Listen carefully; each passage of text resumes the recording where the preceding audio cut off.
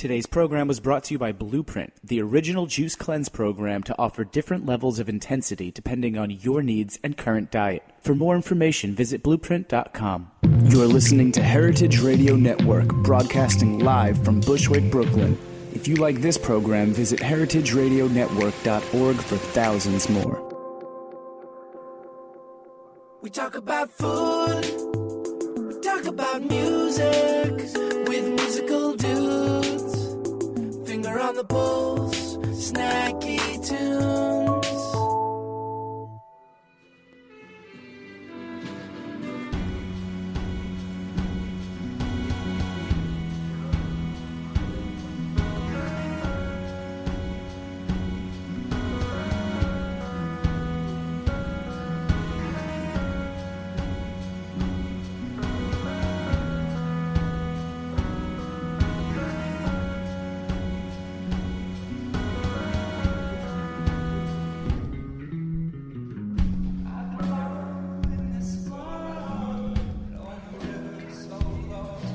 Yeah, you guys can come in.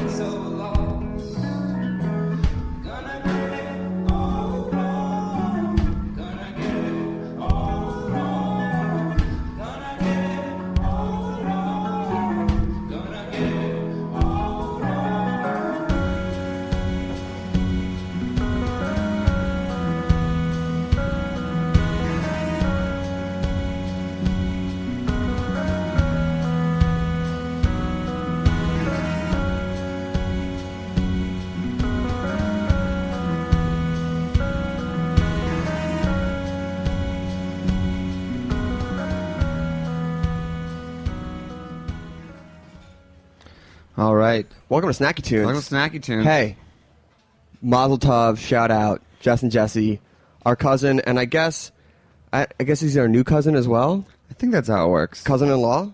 How does that work? When your cousin gets married, second cousin? No. Second cousins are the cousins of the kids of your cousins. Anyway, shout out, beautiful Jersey wedding at the Chateau in Millburn. Legitimate 3 carving stations, a dozen past hors d'oeuvres. Unreal. A lot of fun. Welcome to Snacky Tunes. I'm one half your host, Darren Bresnitz. The other half, Greg Brusnitz. Big show today. Big show. It's August. I can't believe it's I know August. that I always hate people that do that, but I actually can't fucking believe that it's August. Jamie, yeah, get in here. We're just staring at you. This is like, how we open it up, we like make it real softball, and that's where you jump. You're like, August. Should have been May. Welcome to the show, Boston legend Jamie Bissonnette. Welcome. Been a long time in the making of having you on here. I think I tracked you down years ago when we were doing these barbecue blowouts, and I called you in Boston, like I cold called you. I was like, hey, do you want to come down to Boston? And it just didn't work out. And then I stalked you at the James Beard Award. Yeah. And then we did that thing where then we like saw each other at every food event ever of all time. Yeah, I think either I stalked you or you stalked me for about 6 weeks. Is that? I mean, if it's mutual stalking, is that like relationship, courting? No, courting is better, right? We didn't have sex, so I guess we were married. No, it's that weird dude, like dudes getting to know each other, become friends type of thing that girls don't really understand. Where it's like, hey, like we're dudes and we're trying to like become friends. Like I don't know, it's weird. But anyway. Oh, by the way, welcome to our new show, Men Talk with Jamie Bissonnette. So what's it like when you make a new friend? A new male friend? Yeah. I mean, it's always different. It's always different. Well, you just moved to New York, so you're probably going to make some new male friends. I'd like to make new every kind of friend. Yeah. So, Jamie, let's go back to the beginning. All right. Even though now you're known as a snout to tail, meat, chef who likes to imbibe and hang out. You were a straight edge hardcore kid back in the day. Yeah, it's totally weird, right? Well, not really, because we grew up with a lot of straight edge hardcore kids in high school. In Philly. In Philly, and they were like the big X's. And Boston too. And Boston too. And Oh, look at that X. X's on my hands. Excellent. And then we met That's them. the real deal. And then like they broke edge, and then went so fucking far on the other side of the spectrum, where it was like heroin and like alcoholism and fucking like I thought pig you were roast. I thought you were going to go with, we knew a lot of straight edge kids growing up who now work in food. But yeah, No. if you want to go the heroin route. I'm just saying like the kids. So what I'm saying is you're not special. I don't think I'm special. So talk to us about being like a young hardcore vegan straight edge kid. Oh, vegan was just because I wanted to sleep with the vegan hardcore girls from Meriden. Didn't we all? Yeah, they were hot. And Kate from 108, that Krishna band, she was so friggin' cute. Oh yeah. But yeah, I had no chance. I was a geek. I was a dork. I was like one of those kids. I was a hardcore kid. I was a punk rock kid. I don't know. Really weird. What were you eating? My parents couldn't cook for anything, and a lot of us were vegetarian, so we ate a lot of Twizzlers and Cheetos, things like that. Oh, it was like that route. The like junk food. The junk food. It's not That we can't youth eat meat. broke but- vegan Right. diet. So my mom stopped cooking, and she said, you've got to cook for yourself. So I started cooking for myself, and Because you went vegan, or just she just like stopped. because I shaved my head and had tattoos by the Got time it. I was 15, and What was your first tat? logo to the band Judge. Wow. Yeah, That is hardcore. Yeah. In all meanings of that. yeah, wicked. Very So wicked. yeah, I mean, there's a trend with hardcore kids. Like you'd go to a show, and either before the show you'd meet somewhere for something to eat. Yeah. And anywhere there was a club, if I said, hey, we're going to the Tune-In in New Haven, somebody would say, oh, we've got to go to Mamoon's and get falafel or something. If we're going to Boston, we've got to go to the Deli House or Little Steve's. Grasshopper? A lot of the vegan kids went to Grasshopper, but by the time we started going to Grasshopper, I was misfortunate enough to have fallen in love with cooking. Oh, okay. So we bands would tour, they'd come stay at my house, and Right. I would cook. Or before shows, I'd be like, I don't want to go to a shitty diner. I don't want to eat at Denny's. I don't, there's other things we could do, and it's too expensive. Deli House wasn't shitty. Deli House was awesomely shitty. Yeah. Did you learn how to cook vegan food first, or okay? I would get home from school. I was on a work release program, so I could get out early and go to work. I worked at a grocery store in the deli area and as a teller, and I would get home and watch like Jacques Pepin and Julia Child and watch what they would do, and I would just swap mushrooms for meat or things like that. There was the early 90s. There were hardly any health food stores, and just outside of Hartford, Connecticut, there wasn't a whole hell of a lot going on. No. I mean, yeah, back then, even then, in the late 90s or 2000s, even the idea of, like, casual, healthy food, non-vegan, was still, like, they had, like, the Salad Works or things like that. Like, really not too much. Not like it is today. No. Yeah, then healthy food was some vinaigrette that was made with so much corn syrup and like powdered buttermilk and like desiccated lecithin and things that you see on the back of a Doritos label that you don't necessarily equate with healthy. So you're cooking for yourself, and when did it click that you felt, oh, I'm not just making a meal that's like vegan sustenance? When I was in a band and we would have practices and we would break up our practice, we would cook and I would make something to eat. And I would be thinking about what we were going to eat and cook before I would think about what we were playing, and I would miss practice and I'd be in the kitchen upstairs instead of being in the basement, or we'd go to a show and the guys in the band would be like, dude, you really just want to go cook? And I dropped out of high school, kicked out of high school, some fine line. Little A, little B. Yeah. The further from it gets, you dropped out. Yeah, exactly. The more my career goes along. My choice. I decided I didn't want to go back after they told me I couldn't come back. I went to culinary school when I was 17. Oh, wow. So, Which one? Art Institute of Fort Lauderdale. Shout out. Oh, so you're from Florida. No, I was as far away from Hartford, Connecticut as I could get in a school that would accept me with no high school education. Okay. And that would give me a loan, A personal loan. personal loan. So you're down in Florida. You're cooking. And when did you break that vegan edge? Oh, not for a while. I went through culinary school, vegetarian, vegan personal life, but eating butter and stuff because I went to a culinary school to learn classic French technique. Were you tasting any meat at all? I would taste and spit. Okay. And then... And they were cool with that? No. My culinary school hated me until probably about a year ago, and When they're like chef. now they're like, "Hey, will you do this commercial for us?" Yeah. And will you? I'm like, "Oh yeah, great, thanks, whatever." So you're in Florida. And then you graduated, and then I was living in Florida, living with a bunch of hardcore kids. You know, you still going to shows. Oh yeah, I was like, every time a band came through, they stayed with my roommate Damien was in all the big hardcore bands at the time in like the late '90s, mid '90s in South Florida. Shout him out. Damien Moyal, yeah, he was in Culture, As Friends Rust, Morning Again, Shy Elude, and a bunch of other really Childhood. Okay. Yeah, he was the original singer. Yeah. Before Little Chad, who then was Little Chad. We played street hockey with him. He was like 5'5" and skinny, and then like went away for a month, came back, and the dude's like 6 foot tall. That happens when they're all teenagers. Yeah, it was crazy. Did you get known as, in the same way those restaurants were getting known about venues, like, oh, if you go to Florida, you got to stay with Jamie. He's going to cook you a bomb meal. I doubt it.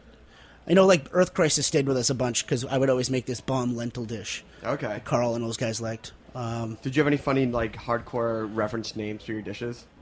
Nah, we weren't that clever. It was more like, hey, let's go to the Publix or Piggly Wiggly with like $6. I remember my friend Edwin, who's a tattooer now. He was in a bunch of hardcore bands. Hialeah kid. We would go with money we would scrape from the back of his car, like change, and we would go buy $4 or $5 worth of dried legumes and spices and try to mimic like the Krishna, because we would go to the Hare Krishna temple on Wednesdays and pray, and then eat the free food and hang out and All the old tricks. all the old, yeah. So what got you out of Florida? Being there got me out of Florida. It's a shithole. That's to the board, number one answer. Number one answer on the board, just being in Florida. Yeah. As soon as I graduated, I stayed for another 4 or 5 months, and I was barely 19, and I'd been coming to Boston for forever for shows and had lots of friends up there. I had a free place to stay, packed my car, and drove straight up 24 hours in a row by myself. Got to Boston, started working there, fell in love with a girl at 19. Who falls in love? 19-year-olds Yeah. who moved to Boston. And then 6 months later, when that wasn't happening anymore, I was like, fuck this place. I went back to Hartford for a while.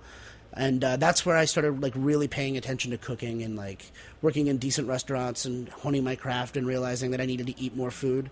I worked in Paris for a bit. My chef there told me if I wanted to be any better that I needed to start eating meat. I did. And What'd you Who was have? the chef? What was the first thing? one of the first things was steak tartare, mussels. We were at a brasserie and everybody was eating, so I had mussels and then steak tartare. Yeah, but by the end of the week, I was like chowing foie gras. But I feel like steak tartare is as pure meat as you can really get. Like, you know it's high quality. Well, you hope it's high quality. But it's high quality. It's a very straightforward preparation. It's not all this, like, what's going into it. It's very much just, this is the animal in one of its purest forms. Yeah, but your body's like, wow, you're going to go from not eating animal protein to raw egg yolk and raw meat overnight? That's pretty brutal. And who was the chef that kind of gave you that? Some guy. Okay. Some guy. Why don't we play a song? Okay, we'll play a And song. we'll talk about current state of things and then tomorrow's barbecue.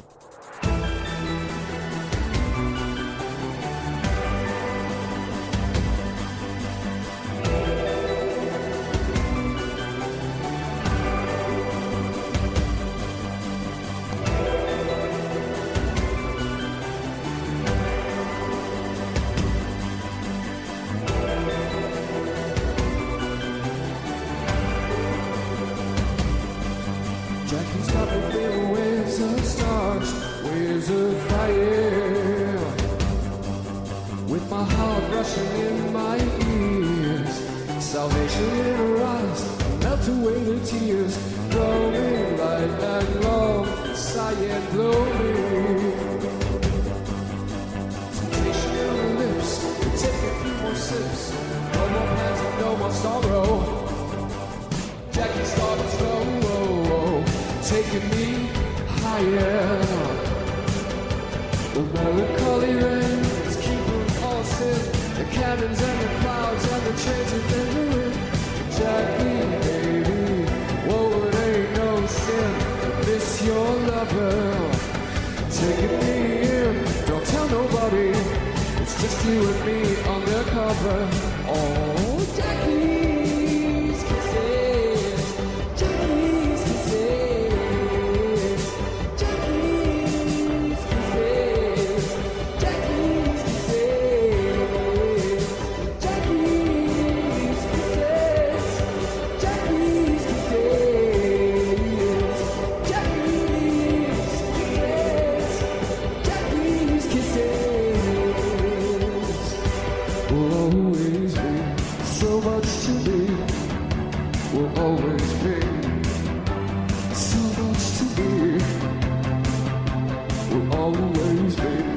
so much to be, will always be. So much to be, will always be. So much to be, will always be. So much to be, will always be. So much to be, will always be. So much to be.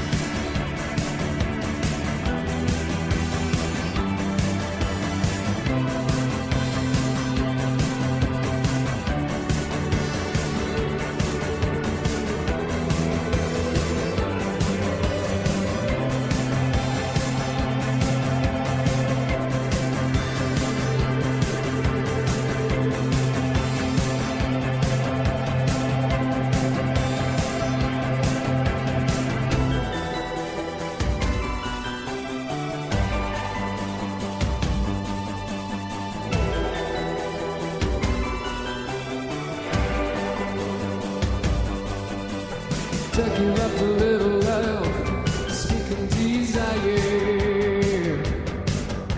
We cannot just begin. I miss you very much.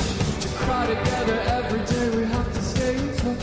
And Jackie, baby, take my hand, smooth your tresses.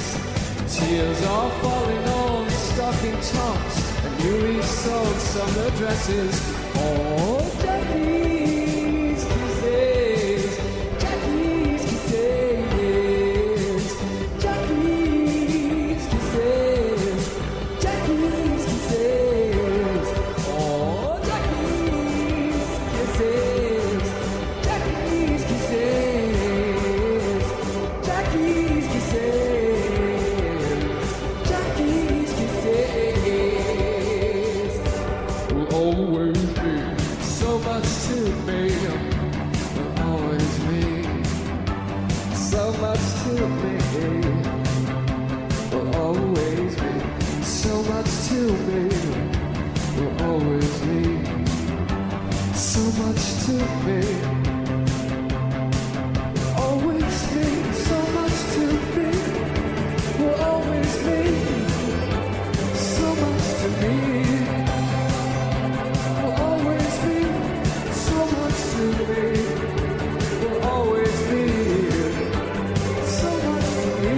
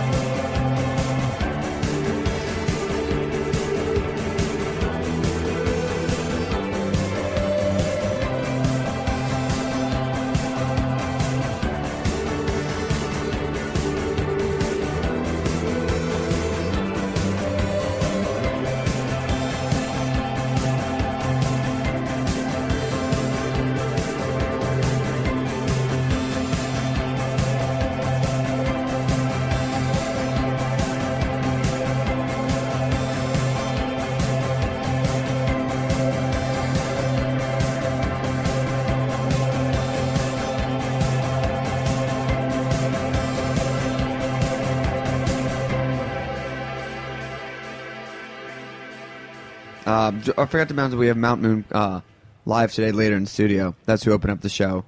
He's just in here grinning. Hello. Yeah, there it is. So you got back, you got serious, you started eating raw eggs, raw beef. That's just steady diet. That's what I'm saying. Yeah, it's pretty healthy diet. Yeah, hardcore and all the way in the other direction. Now it's like, fuck veggies, That's fuck the one lentils. thing, like what you said earlier. Like hardcore kids are so extreme. You know, I feel like everything is so one way. If you're straight edge, you're militant straight edge. If you're into hardcore, you're like totally into hardcore. That's what you do. And if you're gonna eat meat, you're gonna preach about it. It was And some would say that you went whole hog on the meat eating.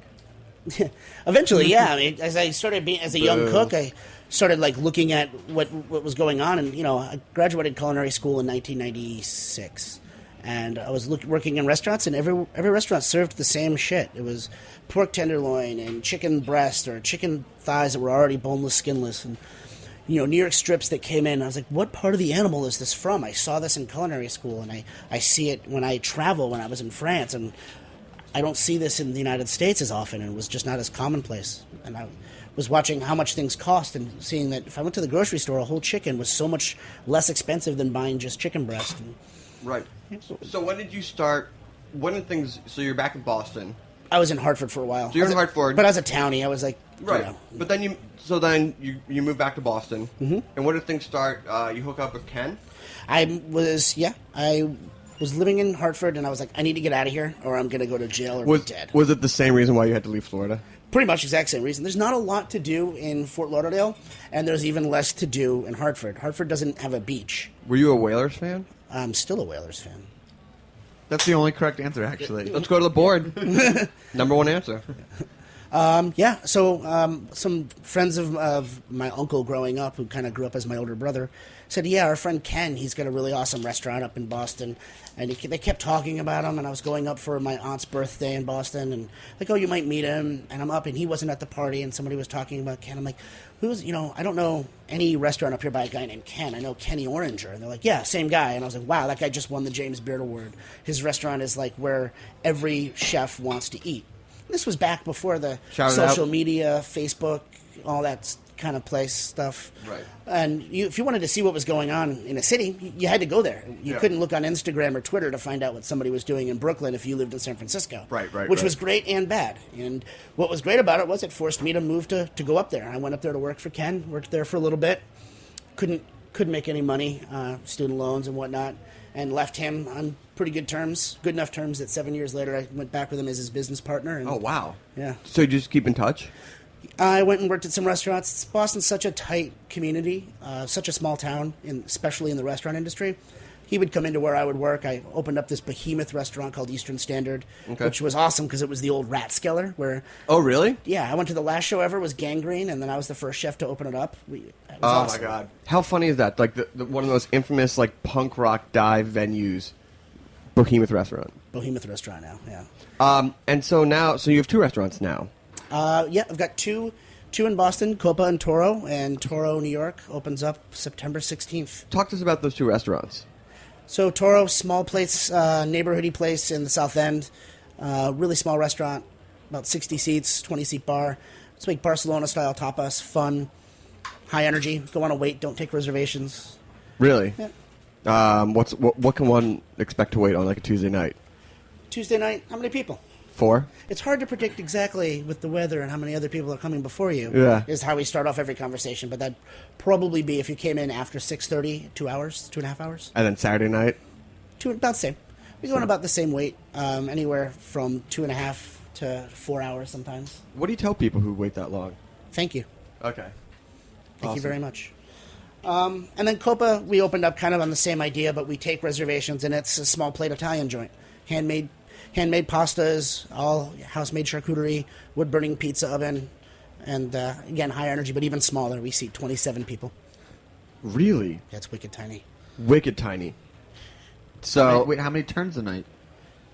Well, with the bar, we can do sometimes 150 covers. It's not comfortable. wow. So you're sweating. Well, a pizza oven, yeah, it's hot. Yeah, you're working. Yeah. You're working. So beyond that, you've also you were on Chopped too, right? A couple times, yeah. And you're the big winner, right? I was a big winner. You never got chopped. I got chopped in the second show I went on. I lost in the dessert round. How intense is that show? And how much do you like cooking in that show where they have all those... Because that's what really... I mean, there are all these conceits now. It's like, hey, we're going to take away all these 4 or 5 things that make you comfortable to see if you can still cook. I didn't actually notice that so much, but it's real. I mean, it was real. You open up the basket, you shut it, and then 30 seconds later, you open it up again. So you have about 30 seconds to formulate a plan. You go to their pantry, and it's like being a musician and somebody says, or a DJ, and somebody says, okay, you can DJ whatever you want. And then you go back in and you're like, you don't have any hip-hop records that I can use for beats. Right. You're like, right. And you only have classical. And then the only other things you have are 78 RPMs. I don't have a record player that plays 78s. So it's just like a lot of make it happen. But it was really fun. And then you also won a bunch of accolades. You were Best New Chef, Food and Wine. What was that like? Fun. Yeah? Yeah, really overwhelming. You know, you never think that. Because they play that stuff pretty close to the Yeah, vest. how'd you get the phone call from Dana? I didn't. I missed it. Oh. I was Did she leave a What's voice this message? 212 number? I was on a flight, and I landed, and I was just like, wow, yeah, cool. So she left a message. Yeah, actually, I saw somebody else had tweeted about it to me. Oh. I was like, oh, cool. Spoiler alert. There's a lot of good stories about there. People are like picking from like, what? Who is this? Like, Yeah. like Hanging up. like hanging up, being like, or people being Is this like, a creditor? or be like, stop fucking with me, like I have, to, and then just being Yeah. like calling back. It's like, no, this is Dana. I mean, that's I was more like that for the James Beard when I got nominated for that. I was 2 years, right? 2 years in a row. Yeah, I was blown away. I mean, those, for those who don't know, those two types, the Food and Wine Award and James Beard, there are a few higher honors that you can really hope to attain as a chef from, like, that isn't something that is, like, a celebration of, like, a 40 or 50 or 60-year career. Yeah. Like, it's really good. I mean, it's life-changing. Did you see a difference in recognition and things like that? Sure. Yeah, definitely. It definitely made people more aware of the restaurants in Boston. It definitely got recognized more by other chefs, and people that I had known through the industry for years that we always be friendly with were calling me and congratulating me. Chefs that I had worked for 15, 16 years ago that I didn't even know would remember that I worked for them were remembering me and saying hello. It was really awesome. And, we put a lot of work into this. You sacrifice a lot. And, Sacrifice a lot. yeah. And now your culinary school is calling you up to do commercials. They're actually asking me to go and do a fake chopped thing for an ad for them. How do you feel? I mean, you're gonna do it? Yeah, you just Why not, man? Yeah. I Yeah. learned a lot from them. yeah. Yeah. And they gave you a loan, and you didn't have a GED. No, they didn't give me a loan. A bank did. Oh, okay. Oh, okay. And so now you're you're splitting your time now between here and New York because Toro's opening up here. Yeah. A branch. Is it, when you're menu planning for New York versus Boston, is it going to be any different? I mean, there's things that we can get down here more readily available. Such as? Well, cool seafood that, doesn't come from... Like New England, we use all New England seafood, and down here there's not as much New England seafood, but there's a lot of cool imported stuff, and, we're still in the development stage for that. So this fall, right? Yeah. Yeah. We'll just say fall. We'll keep Fall. We'll keep it general. And then you're also in town because you're going to be doing our last barbecue blowout of the season tomorrow. Word. Super excited. That's why I started chasing you Yeah. originally. But now that you're here, what's the menu going to be? Tomorrow, we're going to do the Toro corn, which is one of our number one selling dishes in Boston. It's pretty fun. It's like a version of a Mexican street corn, even though we're Spanish tapas. It's something that Ken and I love. I'm going to do like a funky macaroni salad with cauliflower kimchi. Oh, nice. And we're going to do pig's head and pork belly sloppy joes. I can't wait. When I saw that, I got instantly hungry. Cool. And just thought I might just go to bed until Tuesday night. That's not gonna happen. That's not going to happen. No, and where can you get tickets, Darren? BBQ Blowout August.eventbrite.com, and the Food Republic guys are going to DJ, and Max Sussman, a.k.a. Dr. Sussman, is going to And DJ. shout out Brooklyn Brewery, And Poach Shops. PoachJobs.com. Yeah. Heritage will be there. Yeah. It's going to be good. It'll be great. Last Uh, one this summer. Yeah. This is when I know that like I really need to cram in the rest of the summer when we get to our August barbecue, and I go, shit, I got like 4 weeks. You know what? It was my birthday last week. and Happy I birthday. I didn't have a party. I didn't celebrate, so somebody bring me birthday cake. Can I ask how old you are? Or is that too rude? 36. Oh man, baby. 36 years young. 36. Oh well, we'll definitely do some. Well, now that you are not. We'll do birthday shots like Yeah. What do kamikazes, you? Yeah. Oh yeah. What do you drink? Cosmos. What do you drink now that you're not straight edge vegan? Yes. No. What do you drink? Correct. Yes. Okay. And to the board, and he is 3 for Yeah. 3. I drink anything, man. I like it. I like it all. Yeah. Do you have a favorite? What was your first drink? What was your first? My first drink, I sipped on a glass of wine at a restaurant, but wasn't really into it. Didn't want to get drunk. And then my first drink was in front of a bunch of kids I grew up with, a bunch of hardcore kids who had been drinking. We all were going to this bar to meet girls all the time and shoot pool. And it was awesome because I would do shots of Coca-Cola when they were doing shots of whiskey, and everybody thought I was drunk. And I had so much better game. Then I started drinking, and it all went downhill. But they walked into my apartment, and I slammed Newcastle and just went, let's go out. And that was it. Did everyone high five you? Pardon me? High five? Oh, yeah. All right, well, Jamie, if you can stick around, we got Mount Moon coming up. And where can people go for all of your nuts and bolts of like info? You're on Instagram and Twitter. You're at Jamie Biss, JamieBiss. Can't believe that wasn't taken. Yeah. That's a joke. Oh, It's pretty, yeah. But no, you were. I liked your history over the summer. You were on some great trips. Love to travel. Good food photos. Get it out of my system now. Yeah, before you follow me on Twitter and Instagram so you can tell when I'm drunk. Yeah. What's a good example of a drunk Instagram? Well, I've got a friend, Alana, who does our PR for the restaurants, and she's also one of my best friends, and she has access to my passwords. So a lot of times those disappear. Oh. Interesting. Yeah. It's Probably like for the best. There was one where somebody was doing the dance from Silence of the Lambs with a cape with the tucky. Oh yeah. Yeah. That went away. I think Instagram took that one down. Yeah. It's like your own personal reputation.com. Yeah. I can't sing anymore. I can only just scream. I can't see anymore. I can only just dream.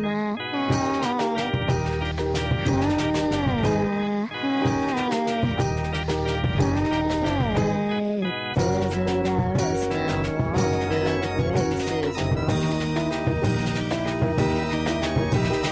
it is clear as I call out to the unknown. I collapsed in you like I tripped on my laces. I surrendered my wrists and I lost by the faces.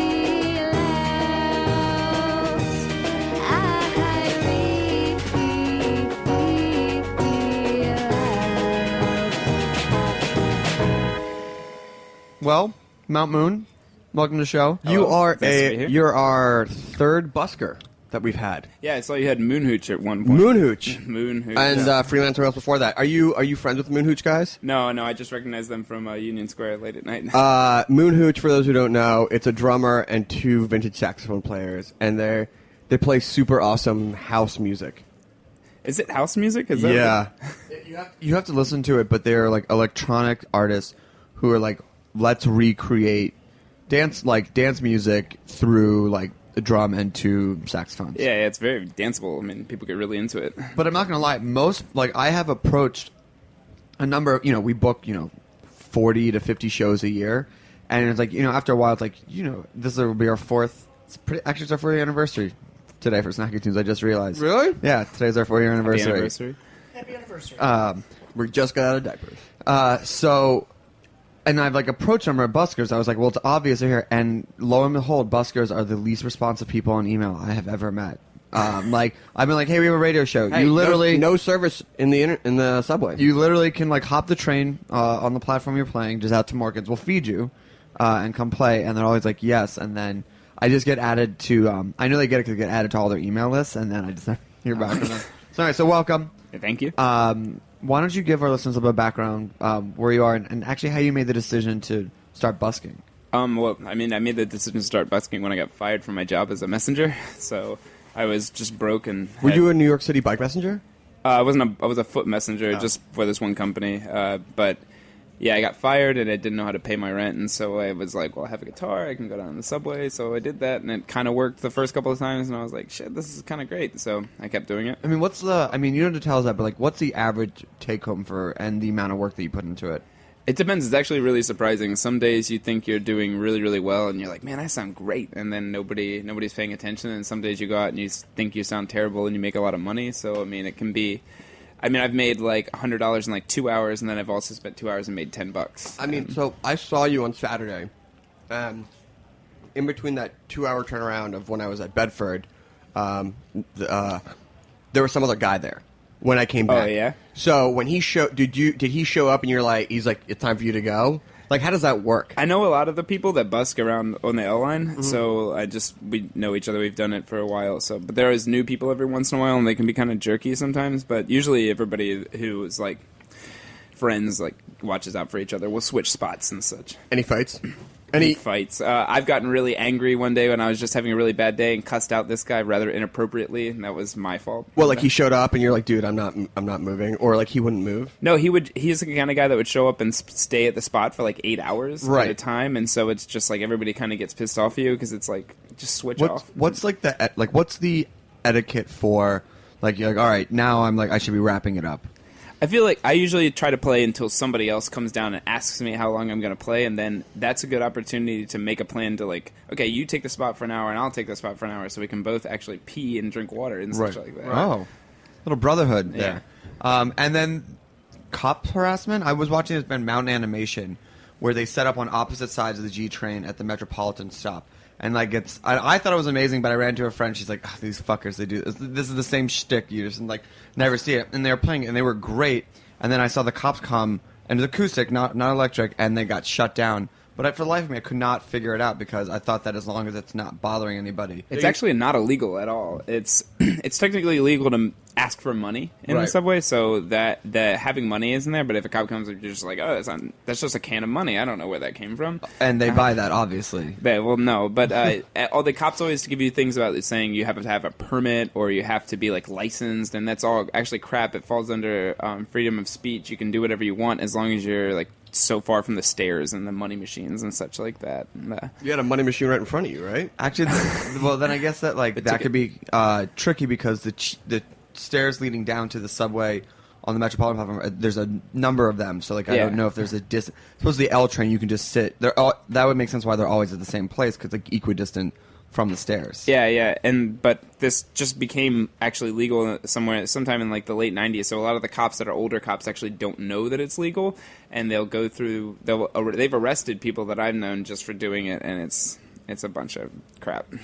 Have you ever been arrested? I've never been arrested. I've been told to leave before, but actually I've started to like get to know the cops that are at the stations often that I play at, and they like are always like, "Yeah, rock out, dude." I've been tipped by a cop before. Yeah, I think that's what I think. I mean, New York and Boston as well. Just like you just got to get to know the cops. Yeah. Like they're dicks, and then you get to know them, and you're like, "Oh, you like the Mets too." Yeah, the one cop is really nice. Sometimes he comes down and he's kindly asks. He's like, "I have to sit in this booth for an hour, so can you play the other side of the platform so I don't have to listen to you for the next hour?" Oh, I'll take that. Does that hurt more? It's nicer. I'm playing the same songs like over and over. How many again. songs do you have in your repertoire in the? In the repertoire that I currently play, I mean, I've written a lot, but I currently play only like 5 songs over and over again while I'm busking because they're the ones that I like the most, that I want people to hear the most, and such like that. Are you really good at those 5 songs? I'm pretty good at those 5 songs. Okay. Do you want to play one of those songs? I'm going to play a song that I don't actually play busking because I've been going through a slight transition to more soulful electronic music, I feel, than the angsty folk music that I play in the subway. Okay. So Sounds good. Sure. Okay. Mount Moon live on Snacky Tunes. let's go into this. This song is called Stay Real.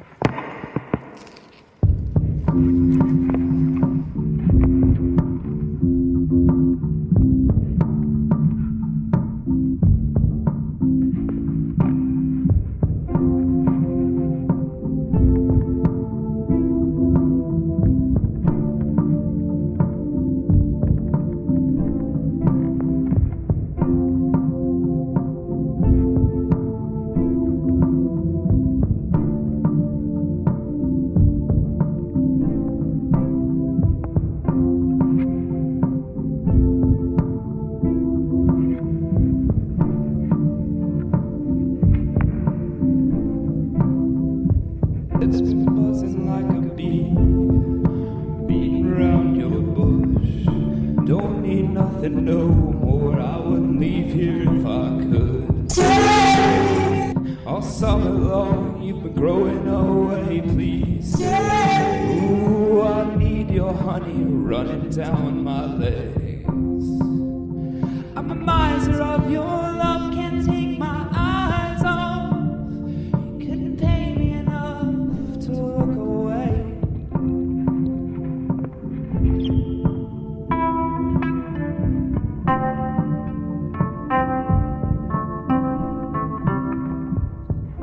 thought we knew love, we thought we knew it all.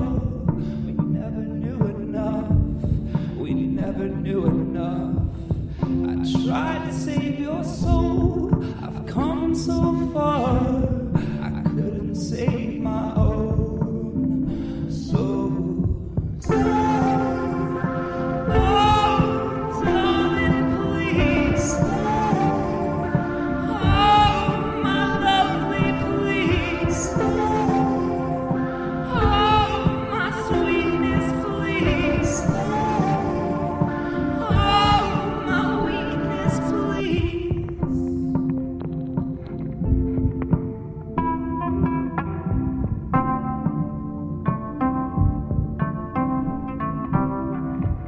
It's been buzzing like a bee, beating round your bush. Don't need nothing no more. I wouldn't leave here if I could. All summer long, you've been growing away. Ooh, I need your honey running down my legs. I'm a miser of your love, can't take my eyes off. You couldn't pay me enough to look away.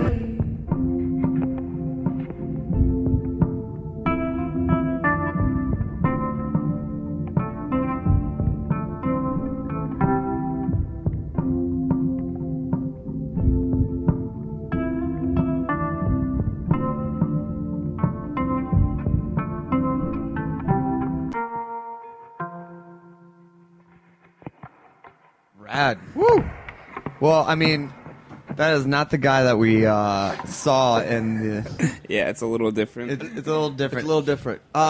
So in addition to performing, we also picked up a comic book that, I actually have one, yeah. and you make those, right? I've done 2 issues so far, and I'm working on a 3rd one right now. So I read the second one and was totally lost. I'm assuming that it's a continuous story. Also, I may have just been lost. It's actually the first one. Actually, it's a continuous story that just starts. The first one is 4 separate stories, like 1-page, 2-page kind of stories. The second one's supposed to be the beginning of the story, but it's quite psychedelic and strange. So it's a little. It's psychedelic, and I appreciate that. But it's out there, man. Yeah, thank you. But it's nice. You get you tip you a little, get yourself a little comic book. Yeah. I've had it. It's in a couple different stores around here, and some libraries in Philly and stuff like that. Is it in that zine shop on Metropolitan? Yes. Okay. Yes, it is there. Does anyone ever tip you food? And if so, what do they leave you? Tip me food. I've been tipped food, beer, magic stones. I've been tipped.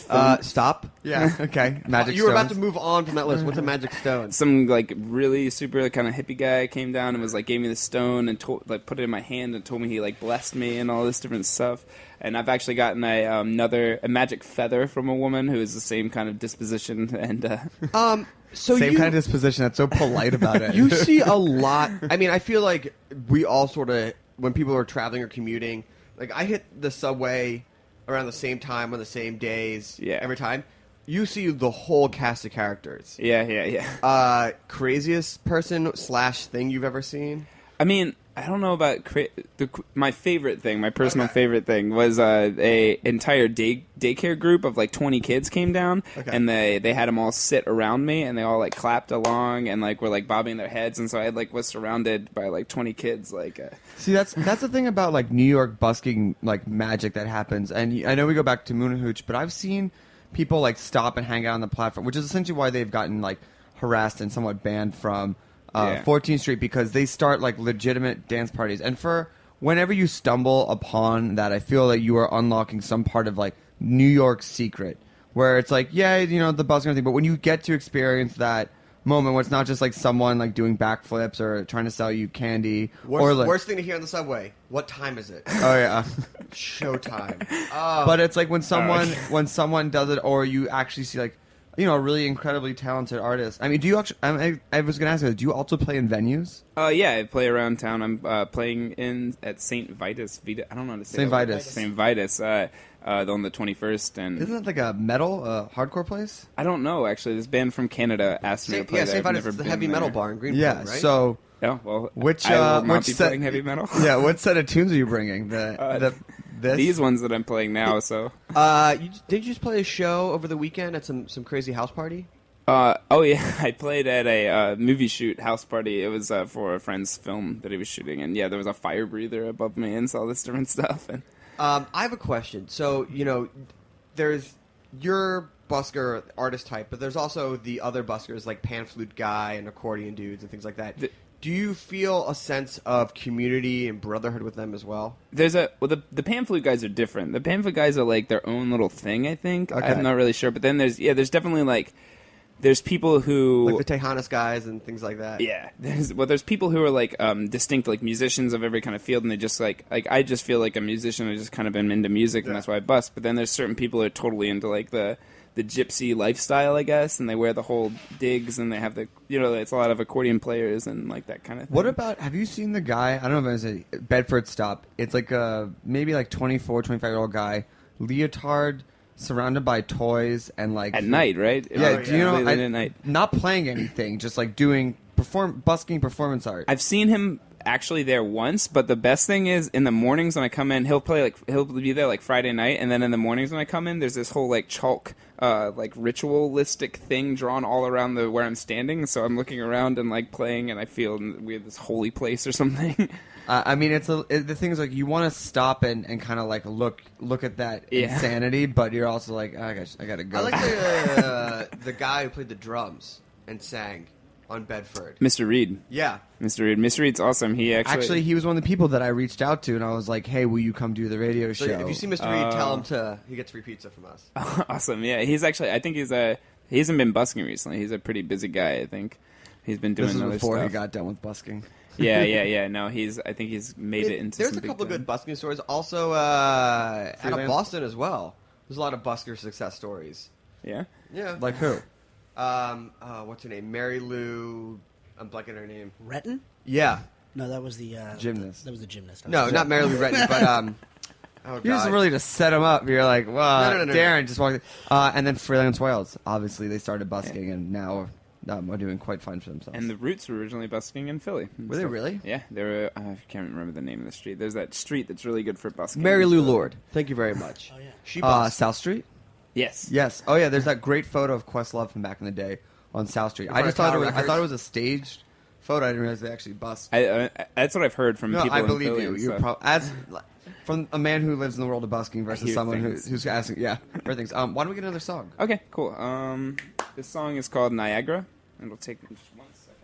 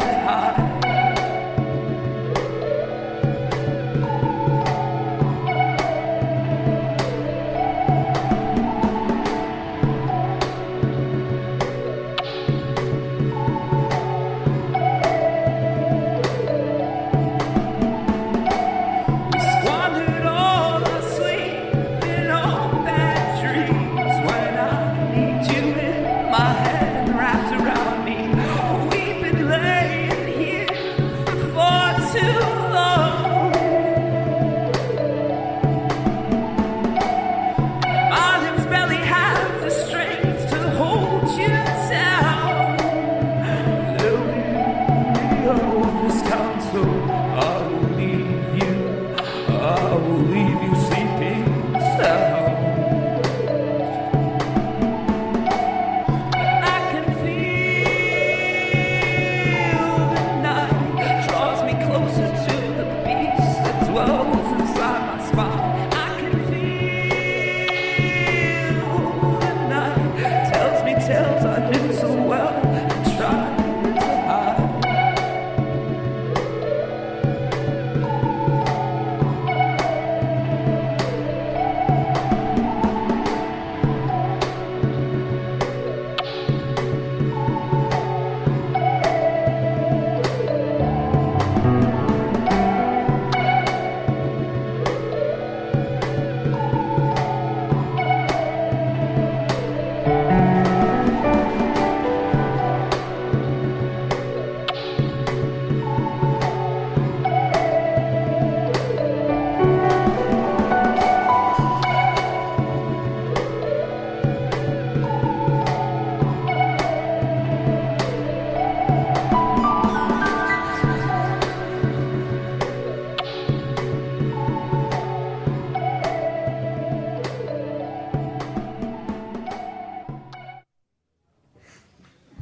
Great. Awesome. Thank you. Yeah. Really good. So, just want to see if it's still there. Was that the encore? We're done. Yeah. Yeah, that was The loop, the endless loop. So you're playing at St. Vitus. Yes. This actually, as you're shifting from like one sound to another, how are you letting people who used to book you know, be like, hey, I know I used to play this, but now I'm playing this. I'm just kind of not, because then they're like, don't want me to play, I guess. Have you run into it yet, or is it still like a new? Nobody's ever been really complaining, I guess, but yeah, it's been kind of strange just because people know me as this. So like recently I just played a show in Philly where I was booked with a bunch of like freak folk, anti-folk people and was like the only guy doing this kind of stuff. Everybody else was just acoustic guitar. And what made the change? I don't know. I'm not really a guitarist, I guess. When I was in a bunch of like punk bands and stuff in college and high school and stuff, and then our band started to break up, so I wanted to learn how to play guitar to teach myself, so I taught myself G and C, and then just kind of went from there. And I mean, I'm really just into music in general, so this seemed more expansive and such, and right, more interesting at this venture in my life. Got it. All right, cool. Well, I want to make sure we have time for one more song, but besides that, where can people find your music? Where can they get at you? When are you normally on Bedford? Yeah. When am I normally? Oh, yeah. 9 in the morning to like 3 in the afternoon, 4 in the afternoon, and then Saturdays around the same time, sometimes at night. And yeah. Are you still looking for other work? Yeah. Yes. I'm currently looking for work. If anybody listening in. What's your dream job? I don't know. I guess being less of a frontman, more of a musician. I just really like to make music, so soundtracks and such like that would be awesome. But do you want to do one of your busking tunes for us? yes, I'm going to do one, and it's actually I play this in the subway, but it's supposed to be a longer song, so it's going to have a slight intro because I can't do it without the keyboard. So here's that. Well, hold on. Where can people find you online? My website is www.supermassive.com, and you can see art and music there. Or if you just want the music, it's mountmoon.bandcamp.com. And can people get the comics there and everything? People can look at the comics and watercolors and collages and all sorts of stuff. It's pretty great. I was on there earlier today. I got kind of lost. Did you go down an internet hole? I was going to say, the cover art for the EP that I got. The new one? With the two dudes on the front. Yeah. It's really, you did that, right? Yeah, It's pretty great. We should talk tattoos afterwards. And also, Jamie, thank you so much. Good luck to all your endeavors. We'll be kicking it tomorrow night. Yeah, I can't wait to see you guys tomorrow. And Jamie, I appreciate all the traps you walked my brother into this show. It's really appreciated. What? Yeah. It's what we do in Boston. Yeah. Inappropriate. We fuck with people. Yeah. Fucking Downey, yeah. That's my terrible boss. Anyway, so... That's Boston? That's like a shitty, like, New York gangster. Wicked awesome here, see? Right? No? Something That's like more like Yosemite Sam on speed. bbqblowout.eventbrite.com. Last one of the season. If you haven't come to one, you're sort of blowing it. But yeah, it's their last chance to not have to make excuses for the next 8 months to be like, I could have been there, but we're really giving you like an out. I know that they've gotten to some level of popularity because I'll run to people and they'll be like, oh, you got like a barbecue coming up this week. Man, I'd love to come. Like, at least they're acknowledging that it exists and they're before they blow me going to up. bail. Yeah. It's like, oh yeah, I heard about that thing that I never plan on coming to. I'm like, oh well, at least you've heard about it. Yeah. And we'll keep our eyes peeled for Toro NYC. Definitely. Are you gonna call it Toro NYC? I'm just gonna call it Toro. Okay. Cool. All right, we'll be back next Monday Yeah. with I think Greenpoint Fish Company, who are awesome. and Ducky's coming back on. Oh really? Yeah. Yo, Ducky's the best. Check Yeah. out some of her past performances on all of our archives. Shout out to Heritage. Shout out to Roberta's. Shout out to August. And Hey. for your anniversary. It's not Happy 4th anniversary. Happy for your anniversary. I can't believe we forgot about Happy that. anniversary to my girlfriend. We just had our 1-year anniversary on Saturday. What? And then That's it. That's it. Oh, and shout out to Amrit Singh. He knows what we're talking about. Yeah. But shout out to Amrit. Thank you.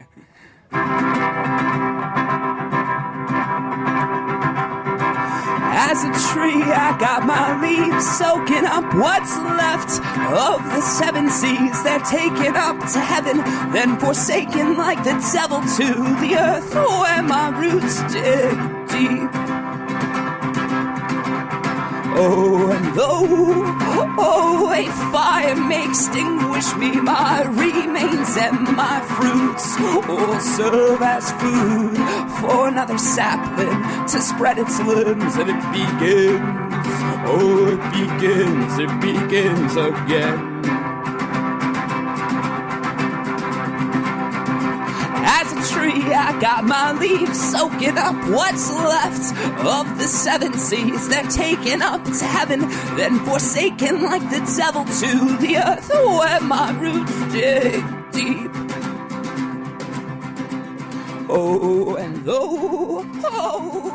Thanks for listening to this program on heritageradionetwork.org. You can find all of our archived programs on our website or as podcasts in the iTunes Store by searching Heritage Radio Network.